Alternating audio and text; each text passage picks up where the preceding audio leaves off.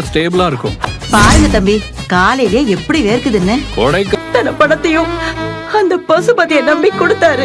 ஆனா அவன் எங்களுக்கு துரோகம் பண்ணிட்டான். எப்படியாச்சும் நம்ம மீட்டு கொடுக்கணும். மகாநதி சீரியல் பற்றி பார்த்துடலாம் வாங்க.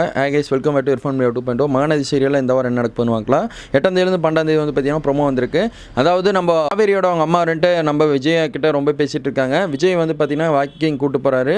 விஜய் வாக்கிங் கூட்டு போய் அவங்க அம்மா மாமியாரை கூட்டு போய் எக்ஸசைஸ்லாம் பண்ண சொல்லி இந்த மாதிரி உடல்லாம் வந்து நல்லா ஜாலியாக வச்சுக்கோங்க, நல்லா ஹெல்த்தாக இருந்துக்கோங்க அப்படின்னு சொல்கிறாங்க. நடந்து போனாலே வேர்க்கும், கொடைக்கால் இருந்தவங்களாம் அப்படி தாங்க வேர்க்கும் கீழே வந்தா அப்படின்னு சொல்கிறாங்க.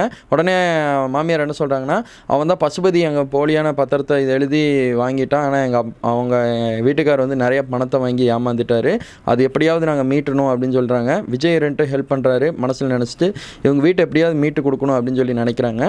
இன்னொரு பக்கம் வந்து காவேரி ரெண்டு நம்ம விஜய் அவங்க மாமியார் கூட நடந்து வந்து அந்த எக்ஸசைஸ் சொல்லித்தரதெல்லாம் பார்த்துட்டு ரசிச்சுட்டு இருக்காங்க.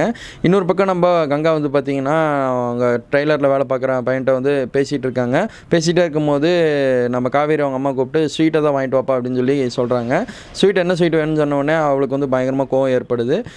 மகாநதி சீரியல் உங்களுக்கு ரொம்ப பிடிக்குதான், லைக் பண்ணிக்கலாம், ஷேர் பண்ணுங்கள், கமெண்ட்டில் சொல்லுங்கள். மகாநதி சீரியல் கொஞ்சம் விறுவிறுப்பாக போச்சுன்னா இன்னும் கொஞ்சம் நல்லா இருக்கும்னு என்னோட கருத்து. தேங்க்ஸ் ஃபார் வாட்சிங் டேஸ். Bye viewers.